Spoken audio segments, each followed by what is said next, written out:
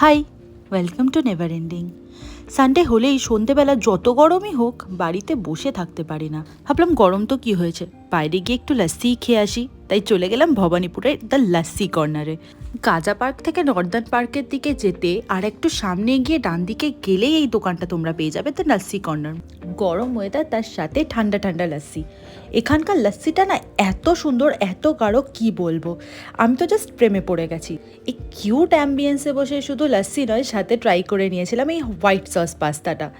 এটাও কিন্তু বেশ ভালোই ছিল।